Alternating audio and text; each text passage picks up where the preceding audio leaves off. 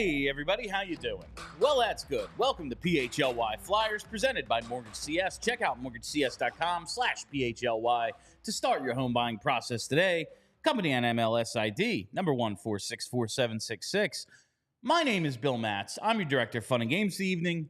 Joining me, as always, is Philadelphia's number one beat reporter. It is Charlie O'Connor. What's going on today, Charlie? How's it going, Bill? You know, I need you to start some sort of Twitter beef with like an established.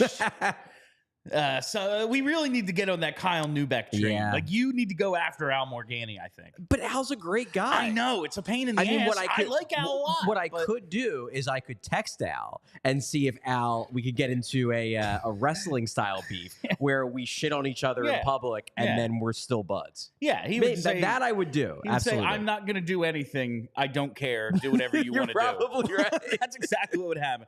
Anyway, we are here live on this Wednesday, April the 24th.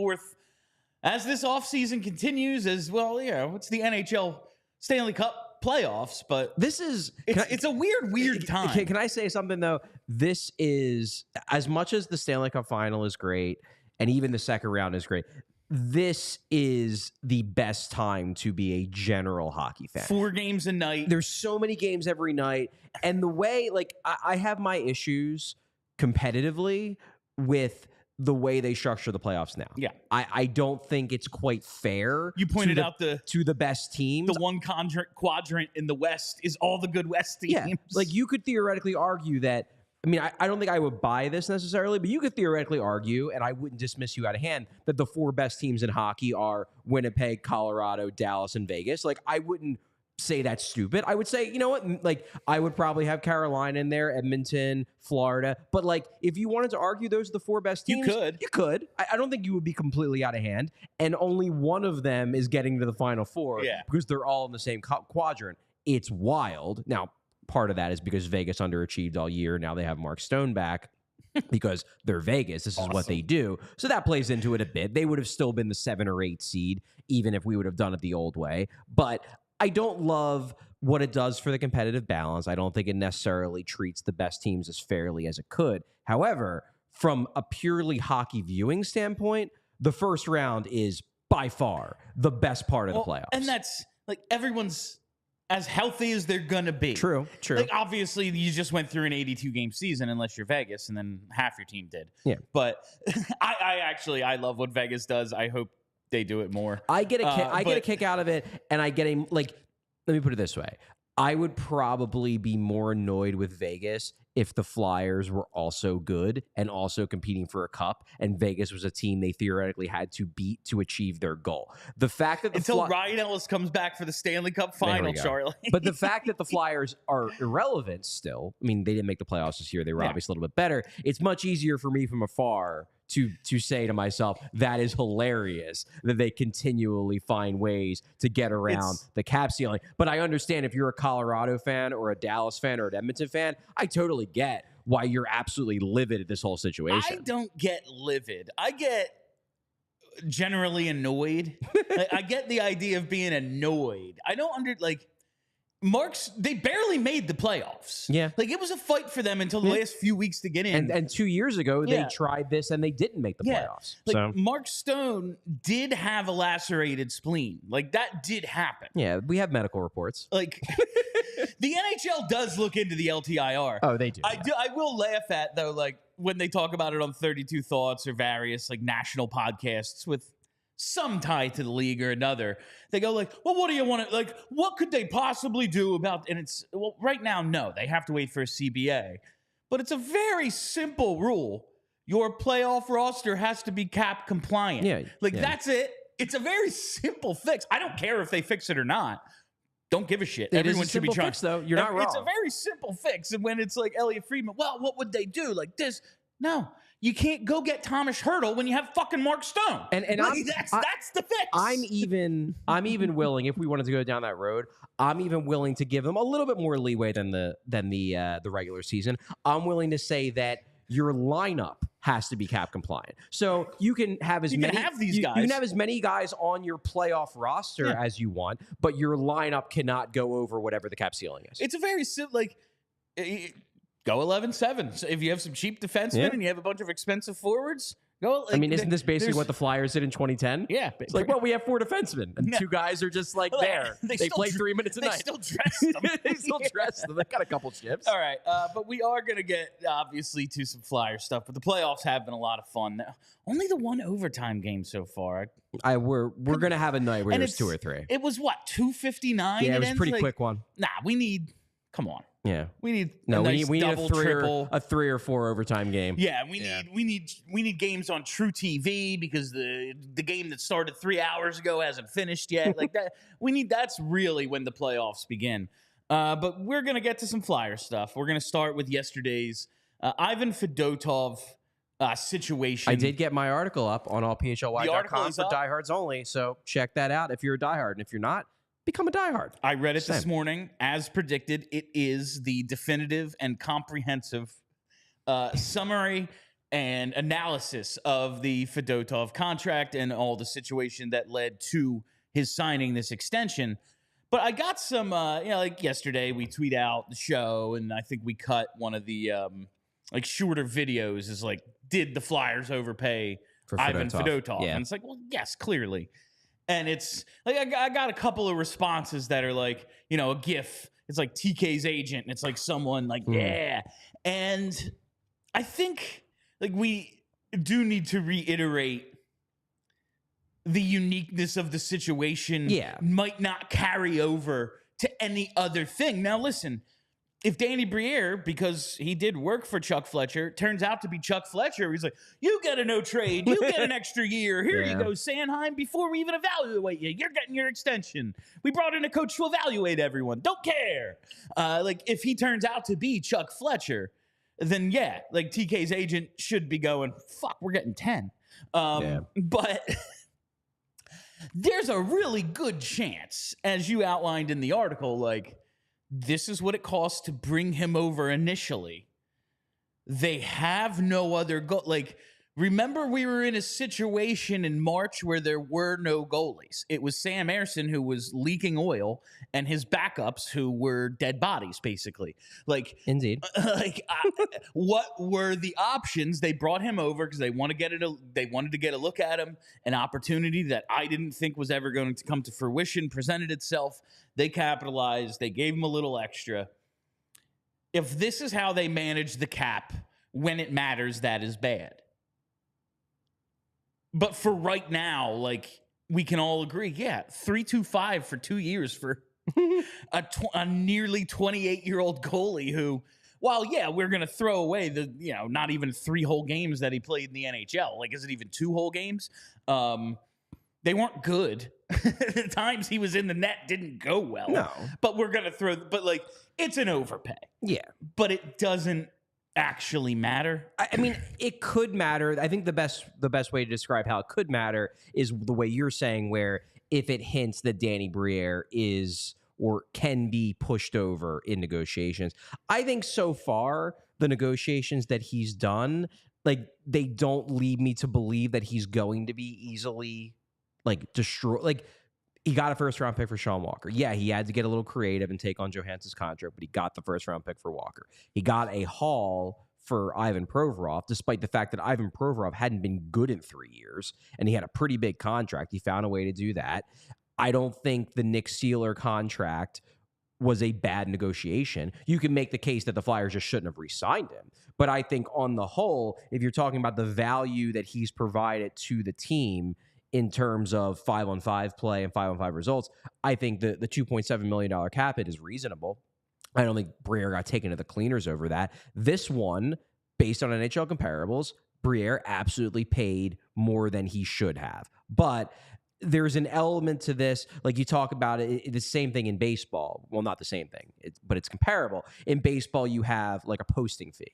In soccer, you have like a transfer fee. That's a really good comparison. I do think there's an element here where part of the cap hit, it almost is like a transfer fee or a posting fee baked in. Yeah. Because Fedotov's camp was like, look, we ain't leaving this country unless you make it so my guy doesn't get a pay cut. And that kind of played into the fee, because suddenly you're not just negotiating like the market isn't just other NHL teams. The market is the option of staying in Russia and playing in the KHL and getting big money there. Not potentially getting detained at the airport again. Yeah, there's that too. There are intangible elements, we could say.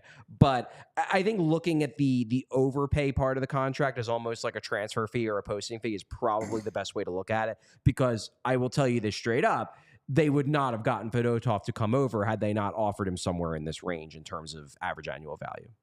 It's just the reality of the situation. I was just thinking this, so the total salary of that 1-year contract was it got postponed. He ends up getting $925,000. That's what the total salary is. Do you know how that works? I mean, like, is that it's an interesting question. It's not something I've looked into. Yeah. Generally speaking, when, like, for example, he was here 2 weeks. For example, when you sign a guy, like let's say a team signs a guy, I believe this happened with Zach Parise. When a guy gets signed in like January, yeah, they have the cap hit, which is the technical full year salary number, but they only get the prorated version of that salary based on the day in the league year that they signed with the team. My guess is that Fedotov's contract was prorated since he didn't show up, obviously, for the bulk of the season. It only counts for the days he was on the roster and actually with the team. But I don't know for sure. And maybe, I guess it's theoretically possible the Flyers just threw him a bone and we're like, we'll give you the full money because we're Comcast and we have the money if that will make you happy. But if I had to guess, I would guess it was probably prorated. In terms of real figured money. it would be prorated. I couldn't think of what that word was, but I figured it would be prorated. But I was just like, he was here like a couple of days. I wonder how that all works out. There was a signing bonus on there on Cap Friendly that said like 92,500, so a 10%. Maybe that's what it ended up being. I don't know. Yeah, I mean, he gets the signing bonus. He did just get $6.5 million bucks. So. But the thing is with the signing bonus is that he got the signing bonus way back in 2022. Yeah, that's when he signed. Yeah, so that money was already given to him long ago. Yeah, all right. That's the whole point of the signing bonus. That's the Fedotov clarification I wanted to get to off the top here, talking about negotiations. Well, you know who's always on your side? It's Mortgage CS. Sure are. I don't. That was pretty fine, good. I guess. I thought it was a pretty good segue. It was good. The spring purchase market is here and heating up quickly. Many clients, especially first-time home buyers, they're reaching out right now because they want to be ready when the rates drop. This is not a unique thought. It is what everyone is doing, and that means whenever this drop occurs, there's going to be limited inventory and strong demand, which means competition will remain extremely fierce for the foreseeable future. So you need to get in touch with Mortgage CS to prepare and ensure you will be able to stand out and make the strongest offers possible. Whether you're a first-time home buyer or you're looking to refinance, or you just want to know what you have to do to qualify for a mortgage when the time is right for you, Mortgage CS should be a consideration no matter your situation, because Mortgage CS, well, they're made up of honest, good people and always work hard to not let their clients down. But don't take it from me. Check out the reviews on Google. Spoiler, they average 5 stars. Let's take a look at one of their most recent reviews from just a few days ago. Reads, Ben and Alex helped us get the loan we needed when we only had a few weeks to closing. Every step of the process was smooth, and now we're in the house, and all is good. Isn't that what we're all looking for? We just want to get in and be happy. Yeah. Like, you want the house. There's so much to it. As painless as possible, even though there's going to be some pain, but you want it as painless as possible. It's a terrifying and stressful situation, and Ben and Alec are there for you the entire step of the way. I did not mispronounce this. The review that I did not proofread said Alex and not Alec. But it is Alec, Ben and Alec. Alec and Ben. Yes. They're there for you every step of the way, as this review lets you know. And I've been telling you that for the length of the hockey season now. We're through a hockey season. We've been talking about Mortgage CS. So when you hear the word mortgage, think of Mortgage CS. Think of Ben and Alec. Save Ben's number right now, 267-391-7425, or email Ben at Ben@MortgageCS. Talk anytime, day or night. Talk or text. And if maybe you're not in the housing market, talk some Philly sports. I bet you get an answer. And be sure to check out mortgagecs.com/PHLY to get started. This advertisement is not a commitment to lend or extend credit. Mortgage CS is an equal housing opportunity mortgage broker. All loans are subject to credit approval. Certain restrictions may apply. Company NMLSID number 1464766. Visit mortgagecs.com for more information. All right. Before we get into some, I'm going to talk some draft today. We'll probably get into like our dive into the NHL draft. I mean, it's still 2 months away. We got some time. Yeah, and the thing I want to make clear is that I don't want to present myself as an expert on these players because I have not really had the opportunity to do a ton of research, but that will change over the next few weeks. It's just that I don't want to pretend that I can give you an in-depth scouting report on, Macklin Celebrini, he's going number one. But on like he's good, he's going number one. But on like Caden Lidstrom, I know the basics, but I plan after the next 2 to 3 weeks to know a hell of a lot more about him and be able to talk about his strengths and weaknesses very intelligently. I don't have that knowledge yet. So instead, we're going to focus a little bit more on just the general idea of, where the Flyers are going to draft, what positions they might ideally want to make stronger in their prospect pool, what the general tiers in that early part of the draft are going to, or at least right now are looking like they're going to be. But I guess we can start it out with where they're likely to pick, because this still isn't set in stone yet. It's not set. But we have a generally good idea of where they're probably going to end up. So they're at, for the lottery odds, the Flyers are obviously 12th from the bottom, and it stands to reason, although this isn't always the case. They changed the odd, when they were like, oh, yeah, they're 5th, so they're probably going to draft 6th. Oh, that's cool. That makes sense. Wonderful. But lottery odds are 85.7% chance to draft at 12. That's pretty high. They have an 8.9% chance to draft at 13.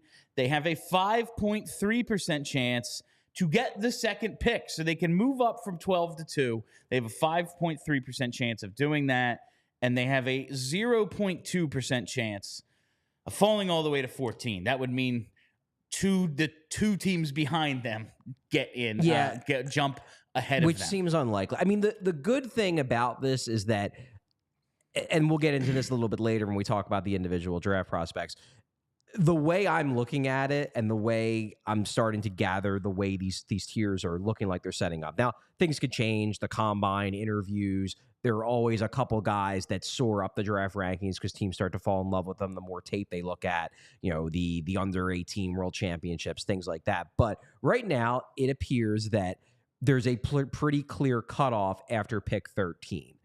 I would really hate to be pick 14. Now, generally speaking, somebody reaches for somebody, and you might get a guy that slips out of that big group. Last year, it was Perreault, who slipped all the way down. The Rangers were able to grab him later. So usually there's at least one guy who slips, but I would hate to be in 14th and be right at that point where the tier cutoff ends, because then you're just like, well, shit. They're in 12th. They could drop to 13th. Not a high chance, but a chance. But dropping to 14th would take the worst series of luck possible.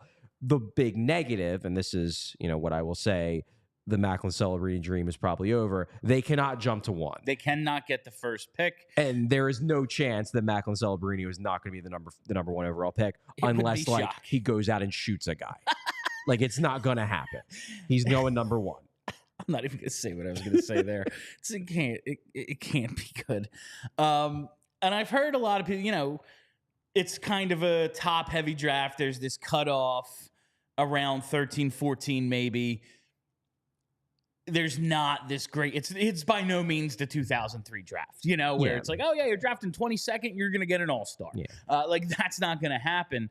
And I did want to bring up the idea of draft day trades, where you're able to move up. No, I mean, this is obviously something that fans love to talk about. It's something they love to talk about. It's exciting. Yeah. And there's always rumors in the weeks and days leading up to the draft that this team might trade down, this team might trade up. It's something that we in the media love to talk about because it's newsworthy and it drives clicks and it drives interest. I think Ron Hextall's this close to getting that 2014 first overall pick. He made one of the big splash. He made one of the bigger pushes that has happened in a while. I know. He didn't do it, but by the same token, because of that, we got 4 more years of peak Wayne Simmons. That was kind of cool. That was cool. Yeah.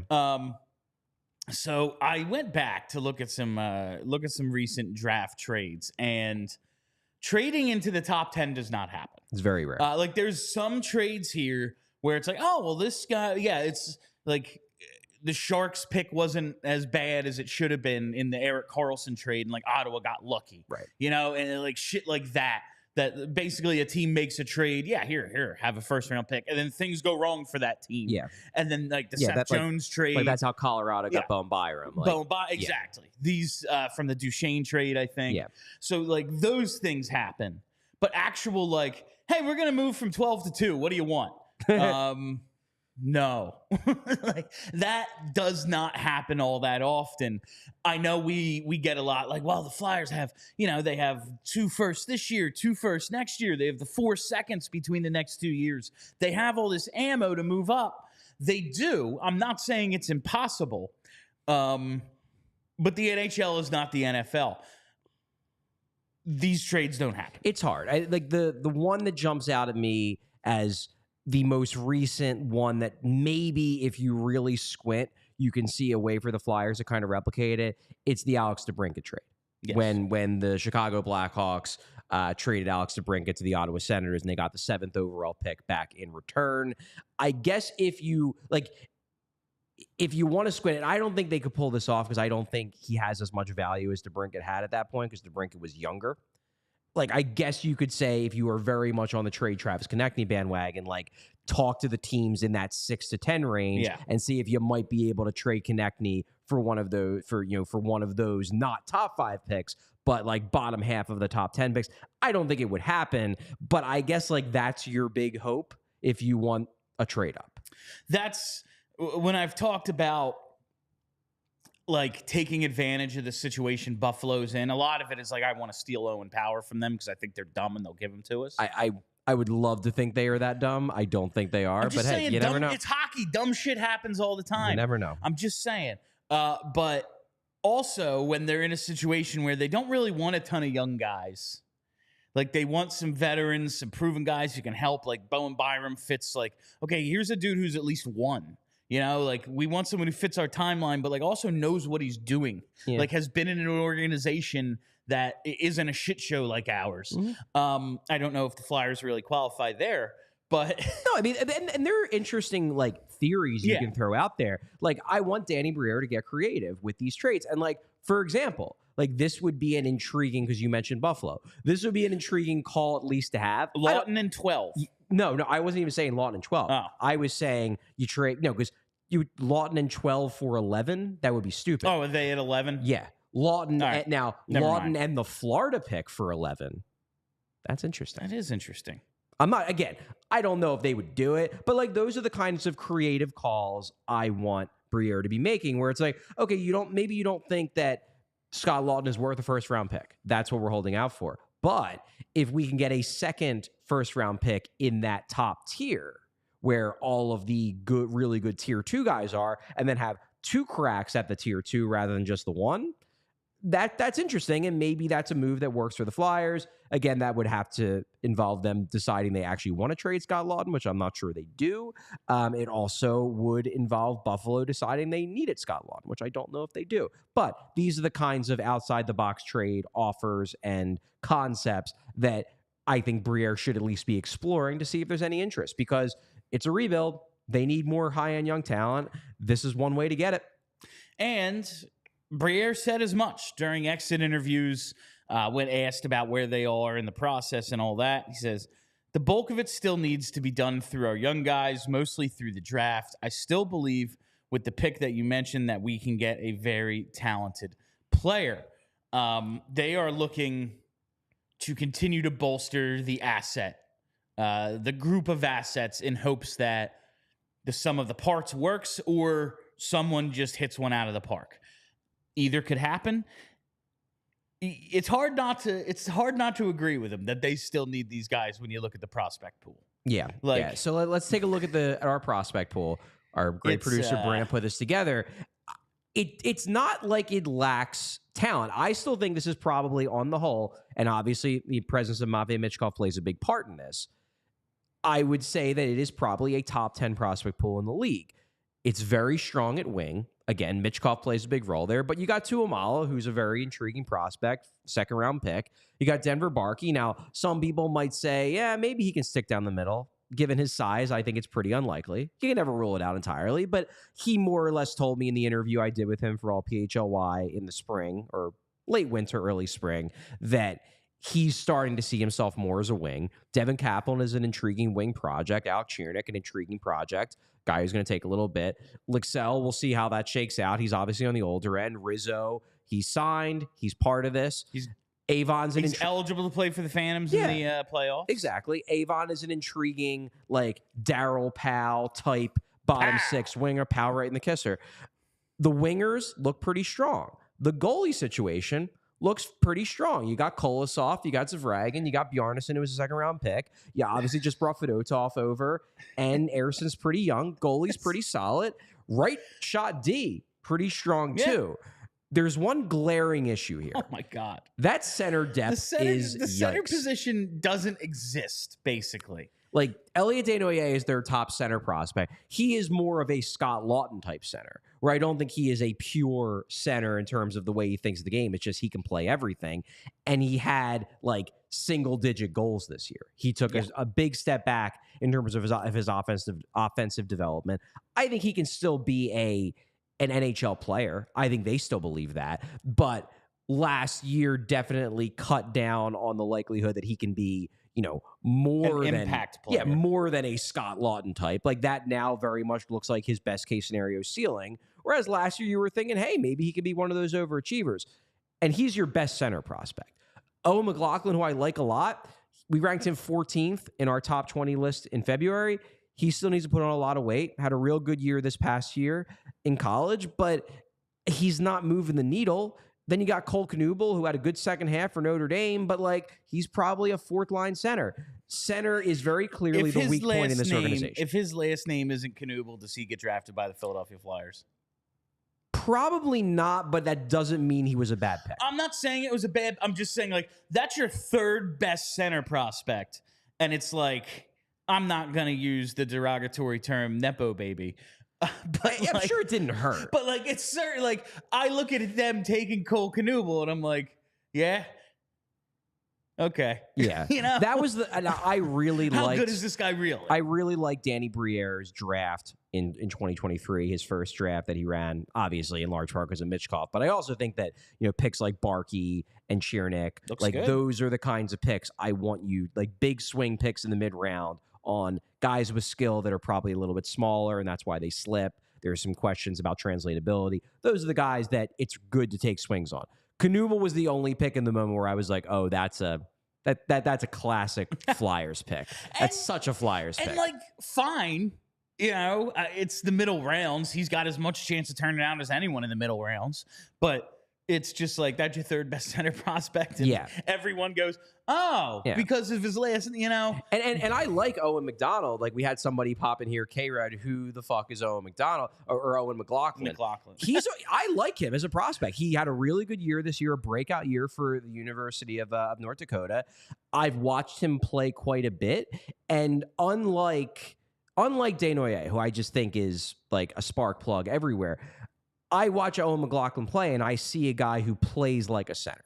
I think he is one of those under-the-radar, intriguing prospects in the organization who, like, he might have legitimate third-line center NHL potential where he could be, in that middle to bottom six area where he scores you some points. He's creative. He's a very high hockey IQ guy from what I've seen, both the development camp and when I've had the chance to watch him play. Owen McLaughlin is intriguing to me.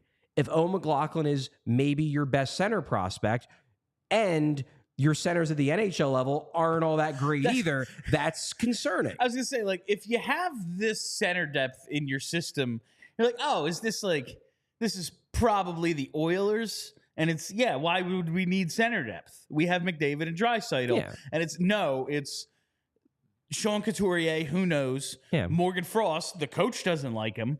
And Scott Lawton, who may or may not even be here, or he's better at wing. Well, I mean, you got Ryan Poehling. And Ryan Poehling. 1C Ryan Poehling. Yeah, 1C Ryan Poehling, who I like Ryan Poehling a lot. if he's your most effective center, here's a damn good reason you didn't make the playoffs. You're going to have a bad time. So we do have a super chat here from the super chat. Brandon Keene. $10 Canadian dollars. Thank you, Brandon Keene. That's only like $3. Yeah, man. I mean, the translation isn't great, but I'm joking. Thank you so much, Brandon. Knowing what you know about the prospects at the moment, which 2 players would you target if they pulled a trade with Florida's first and Lawton and at 8 and 12? Well,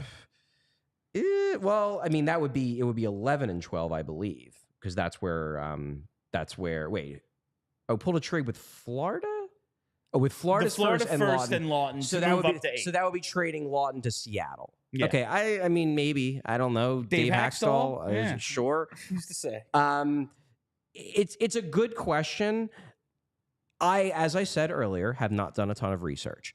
I like the idea of, if I'm at 8, finding a way to get a center. And there are some centers in here. I think there's obviously Celebrini is going to be gone. It seems like, reading the tea leaves, that Caden Lidstrom is going to be gone. He's got the size. He's got that factor that the other teams tend to really like in centers. Berkeley Catton's intriguing to me because he's small, but he's fast. And those guys, like, they can slip a little bit because teams get worried. He had great production in juniors this past year. He would be an intriguing guy for me at 8 because I think it's unlikely he slips to 12. At 12, I would probably just pick the best player available. But I like the idea, if you were to get up to 8 in that back half of the top 10, we just talked about center depth. I'm not in favor of drafting for need, but I think there's a decent chance that the best player available might also be at a position of need if you're at 8.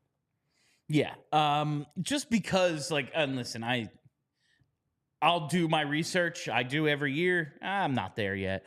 I know that everyone thinks this draft is better for defensemen. It is, but that doesn't mean it lacks positional value elsewhere. It's just there are a lot of defensemen that are going to go in the top 15. Yes, if I were to just answer this question, give me that, was it Zeev Boom?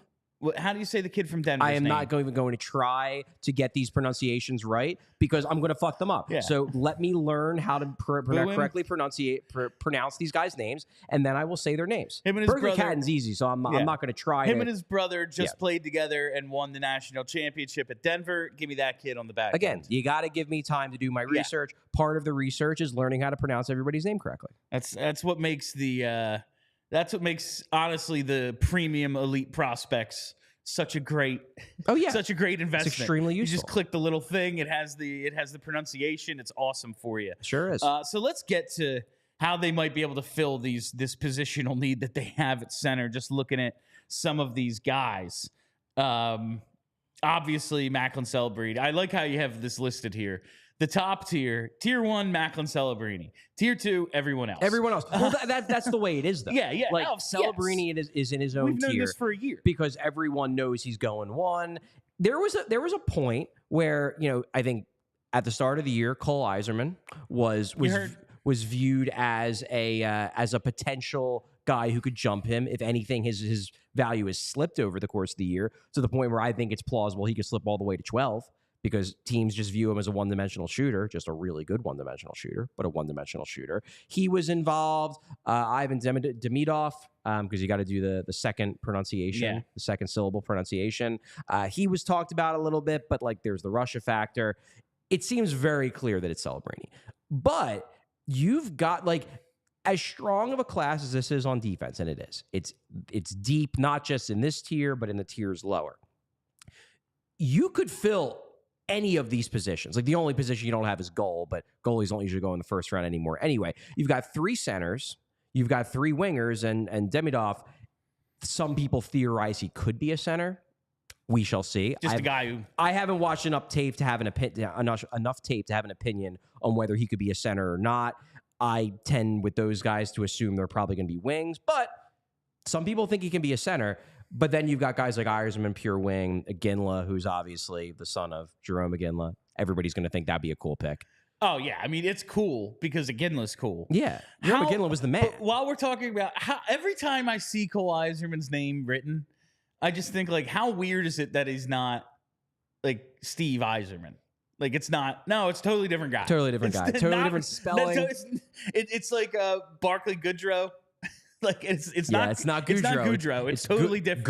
Goodrow. Yeah, it's actually spelled the way you say it. But the reason why I wanted to bring this up, number one, is because all of these guys pretty much are in the same tier after Celebrini. And there's a lot of different positions you could pick to address with that 12th overall pick.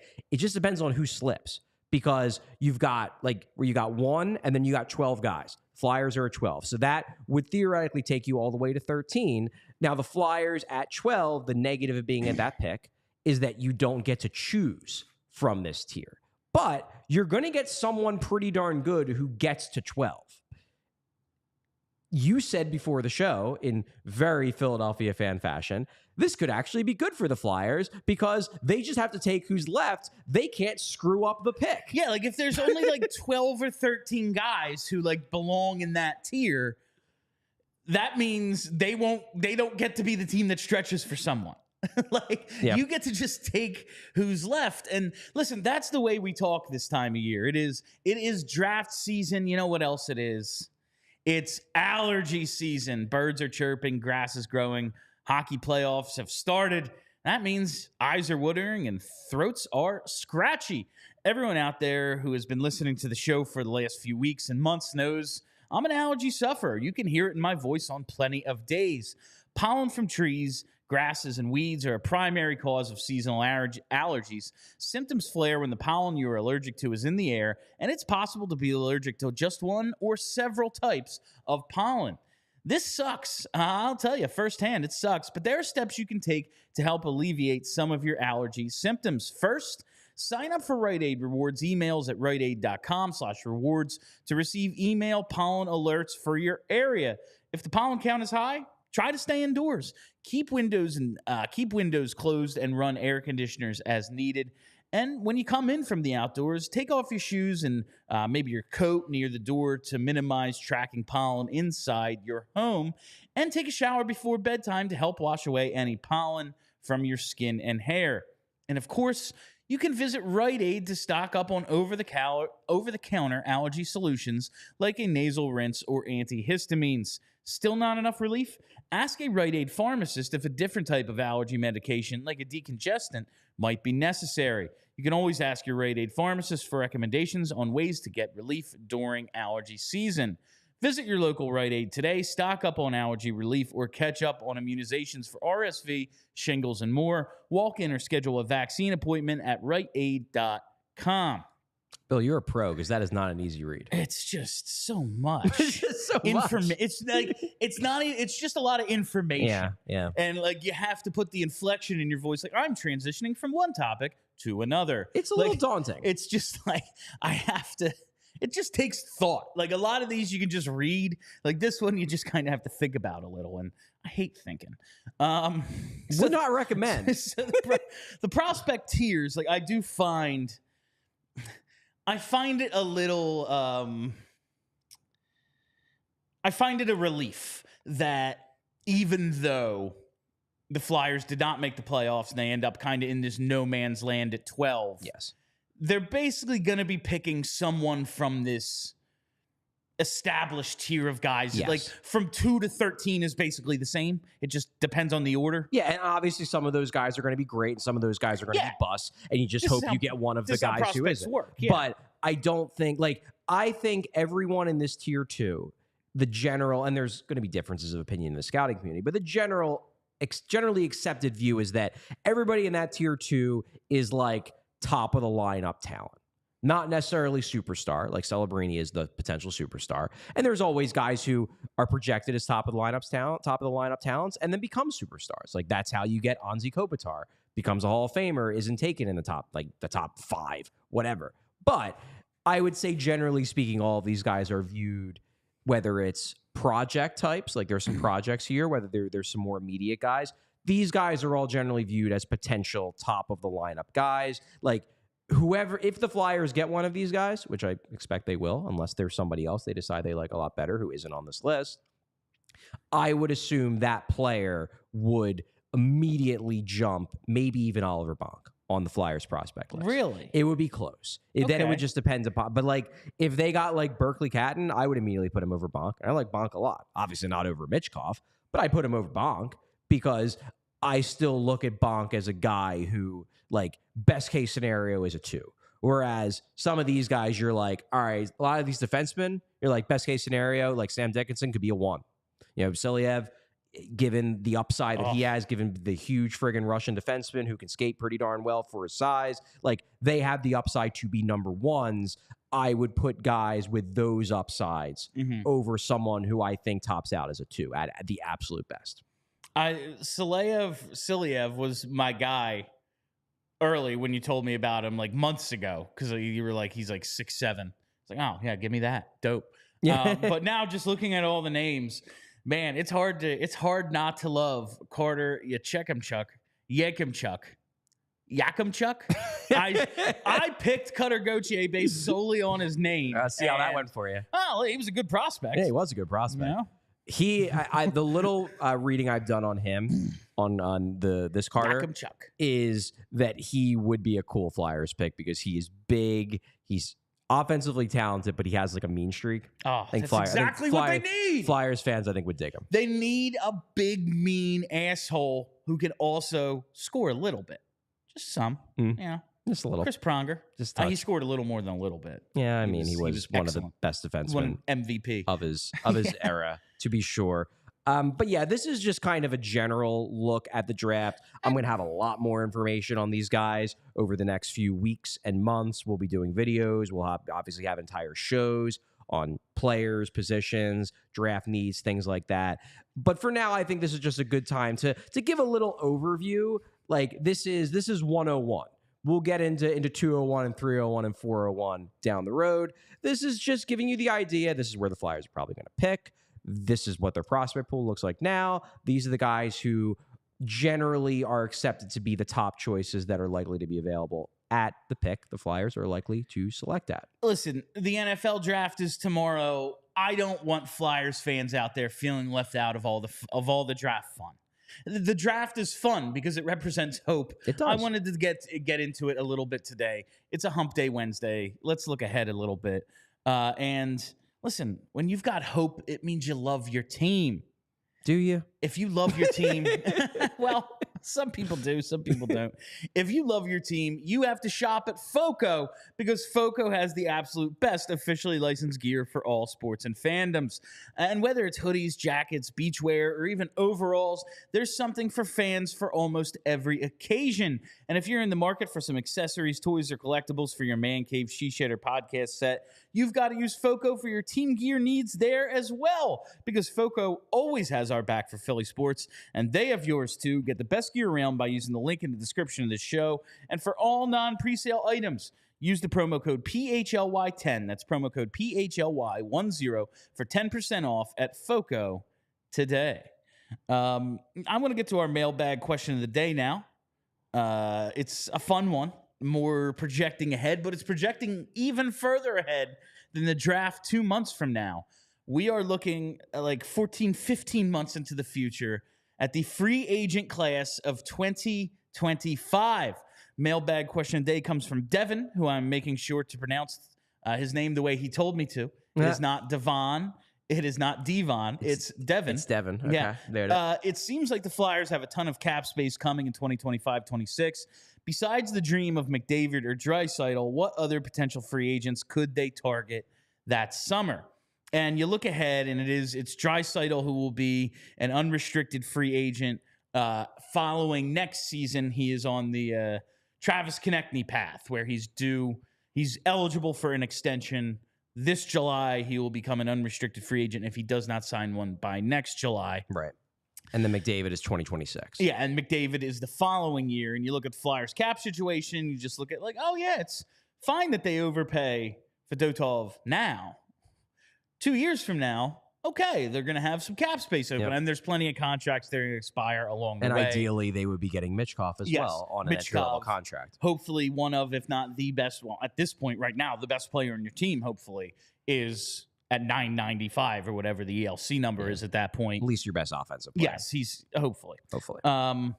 Just looking at this list now at Cap Friendly, I looked ahead to the 2025 class of free agents, and there are some intriguing names. Now, like we were saying before the show, Charlie, like, I guess it's possible. I hope everyone actually watching can see that. It's not great for us. That's why I'm looking at it on my screen. Like, I guess it's possible Leon Draisaitl, like we just brought up Bowen Byram. One of the reasons he wanted to leave Colorado is like, I'm never going to be the guy here because we have the next Bobby Orr. Yeah. You know, like, and of course he goes to the place that has Rasmus Dahlin, but like and Owen Power. And Owen Power as well. But like he wants the chance to be kind of seen apart from Cale Makar. I also think his development was stalling out a little bit in Colorado because underlying numbers this season with the Avalanche were bad. Now, you wonder if part of that is because of the concussions he's dealt with or if part of that is just it wasn't working out there. Yeah. But I get his point where it's like, hey, I ain't never going to get out of Cale Makar's shadow in Colorado. So let me try to make my own path. Leon Draisaitl has a similar thought. Yeah. I would be surprised to see him get out of Edmonton. There's a couple of guys I wanted to run by you on this list that I thought would be interesting. The first of which, he's all the way down there at number 49 on the list.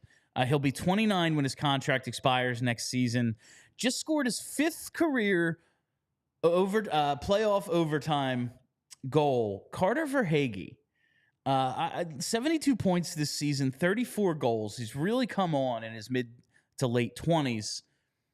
It kind of feels like a Danny Briere-ish signing. Not like the but like when they signed Briere in 07, it was, we need a guy, like he's clutch in the playoffs. He comes through. He's won. Obviously hasn't won the way Verhaeghe did in Tampa and now going on these runs with Florida. But like Briere had playoff success. He was a veteran.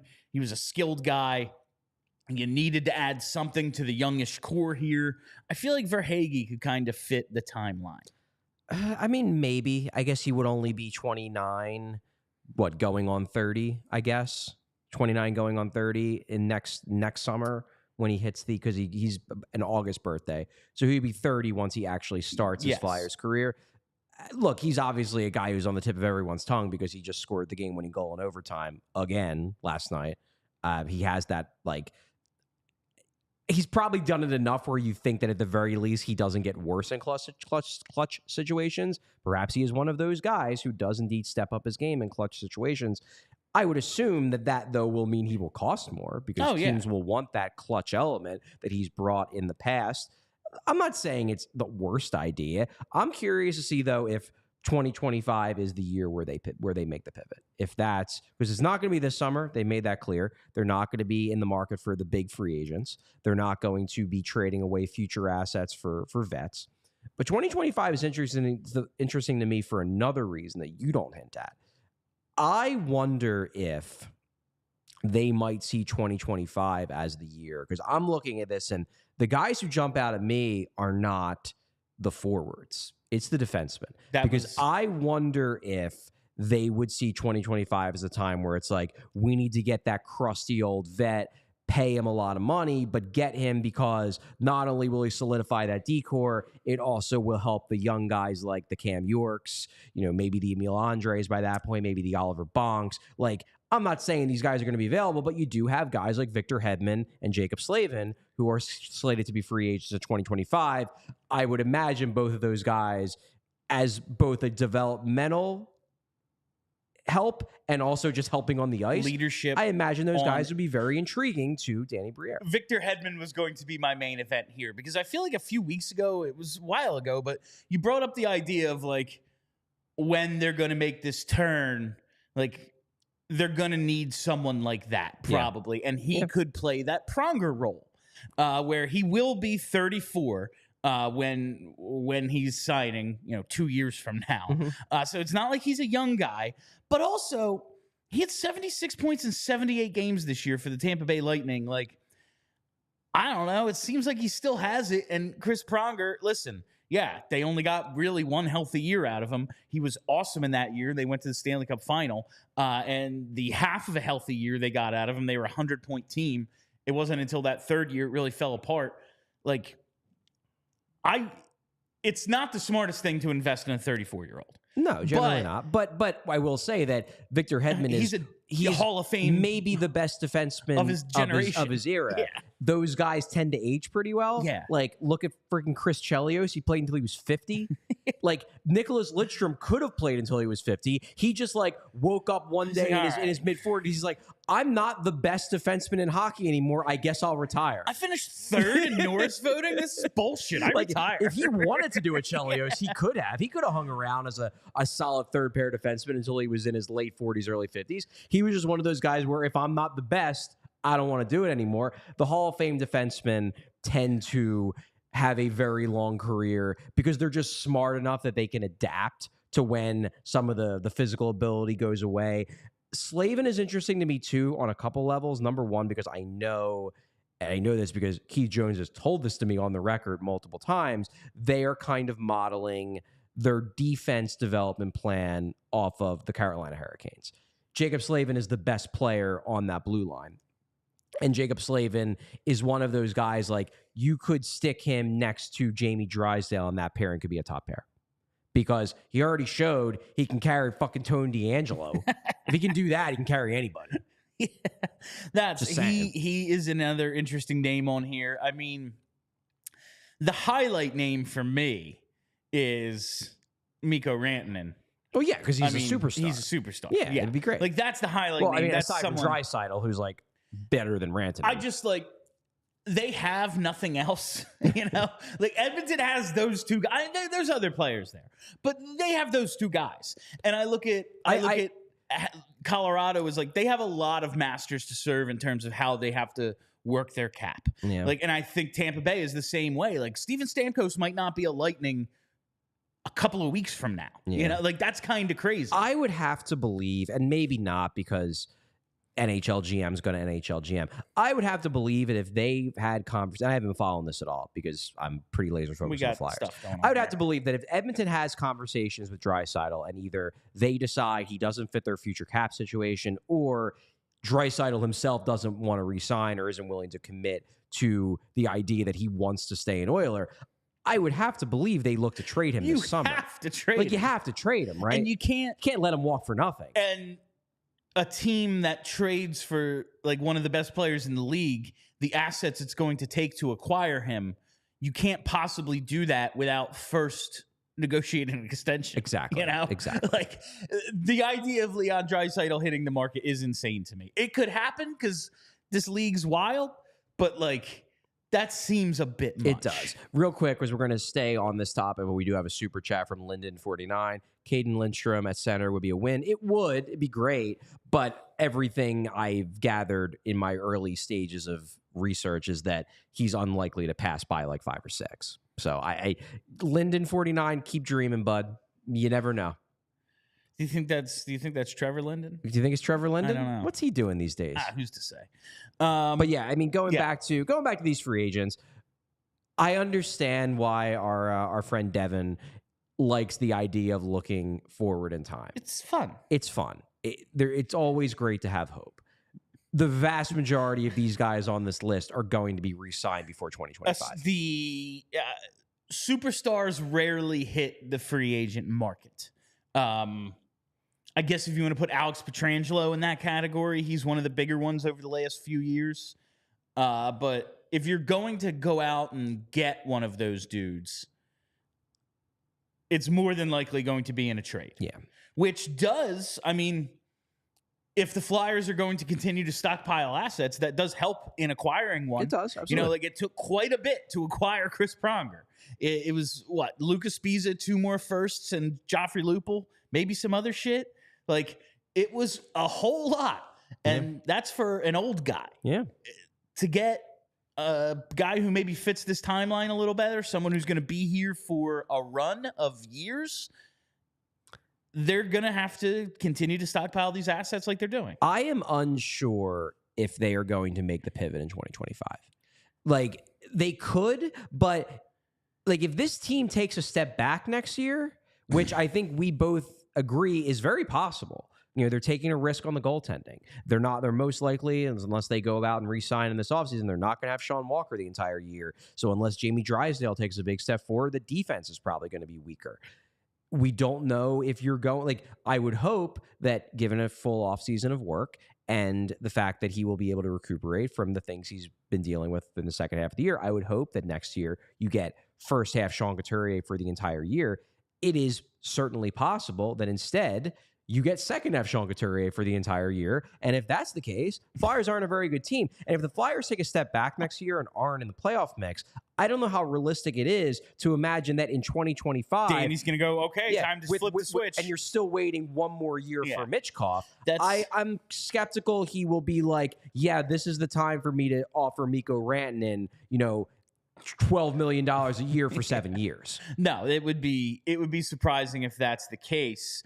But it's also a question of we don't know if they just want to, okay, if Michkov's on the timeline we think he's on, which all signs point to probably. Right. You never know, but we're operating under the assumption it's 2 more years. Like, do you want to start when he gets here, or do you want to have something going when he gets here? Okay, we're going to start as soon as we get Matvei Michkov, now it's time to find him someone to play on that first line with. Or, we need Mikko Rantanen here as the 1C or playing on the opposite wing of Michkov. Like, we need that established so we have something. So he's excited to come here, And so his first year after all this waiting isn't, just another lost season after 5 in a row. Yeah, I mean, I'm not concerned about the idea of Michkov deciding he doesn't want to be a Flyer, but I am. I mean, I guess you're always going to be concerned about that because it's something to be worried about. Because obviously, like, that's nightmare fuel, and you love your nightmare fuel. I'm not concerned about it, but it's crazy to say there's no chance of anything going wrong. Is crazy. Fair. This is the fucking Flyers, and it's Russia. This is fair. But I do think it's going to be important. Like, if we're operating on the assumption that Michkov is going to come over here and maybe not be, top 5 superstar in the league right away, but pretty darn good right away. If we're operating under that assumption, I don't want to waste his entry-level years. His entry-level deal years. Because you are going to have a massive competitive advantage when he is getting paid a sub-$1 million cap hit to be a top-line player. I want to take advantage of that. Like, that was my big thing, why it was, like, mind-boggling how poorly Edmonton dealt with McDavid. Like, you have an elite player right off the jump, and you have Peter Chiarelli, like, just tripping over his own you-know-what for 4 years. Like, it was insane. Imagine. No, but, like, exactly. Like, that is the equivalent of, like, Russell Wilson 3rd-round pick on his rookie deal. Yeah, man. We have every defensive player in the league. Yeah. Like, let's go. That's just like, that is a huge advantage when one of your most important players is not just underpaid the way like Sean Couturier or Wayne Simmons were on their contracts, but like wildly underpaid. Yeah, exactly. He's making under $1 million. We can get 3 players for what we should be paying him. Yeah. Yeah. So that's why I don't want them to let that. I don't want their patience, which right now I agree. I think it's the right move to be patient. But I don't want their patience to extend into the early Michkov years. Because like, well, Michkov's 22. We have him forever. It's like, you do, but you're never going to have him this cheap again. Yeah. And like, there's not going to be a bridge deal. Yeah, exactly. He's going to get 10 plus right away. If he's as good as we think and we hope he's going to be, there ain't no bridge deal. It's immediately jumping to 10 mil plus. Or you have a bigger problem on your hands. You still don't have any high-end talent. Yeah, because he just stinks. And then it's like, well, shit. All right. And listen, it's a while away, but maybe you want to buy ahead. No, don't use Game Time for to see Michkov. That's crazy. But listen, there's so much going on right now. Maybe you want to travel to see a Stanley Cup playoff game. Hey, maybe you want to go up to Lehigh Valley, catch a Phantoms playoff game. That's right. Maybe you want to catch the Phils up close. Maybe you want to see the NBA playoffs before they end in a couple of days here in Philadelphia. Ouch. I got to take my shots. You got to use the Game Time app because Game Time is the place for last-minute ticket deals. You know they have the killer last-minute deals, plus the all-in pricing. See what you're going to pay. before you get to that final checkout and have your mind made up about what you're doing. And the views from your seat, know where you're going to sit and how it's going to look before you ever get to the stadium, plus the lowest price guarantee. All of this adds up to Game Time just taking the work out of buying tickets. You know about the last-minute deals. You can save up to 60% off buying last-minute tickets for sports, concerts, comedy, theater, and more. And the flash deals. You download that app, and you can save even more with exclusive in-app deals on select seats ahead of the game or event. So snag the tickets without the stress with Game Time. Download the Game Time app, create an account. Use code PHLY for $20 off your first purchase. Terms apply. Again, create an account and redeem code PHLY for $20 off. Download Game Time today. Last-minute tickets. Lowest price. Guaranteed. And before we get out of here, I just want to say, hey, if you want to be featured on Mailbag of the Day, hit me up. DM me, tweet me, whatever. We're going to answer one question a day. Maybe I'll choose yours. Who's to say? Who's to say? Right. And that is all the time we have for you on PHLY Flyers. Thank you very much to our presenting sponsor, Mortgage CS. Check out mortgagecs.com/PHLY to get your home buying process started today. My name is Bill Matz. That's Charlie O'Connor. We'll be back tomorrow, Philly. Have a great day. We all silly like the mayor.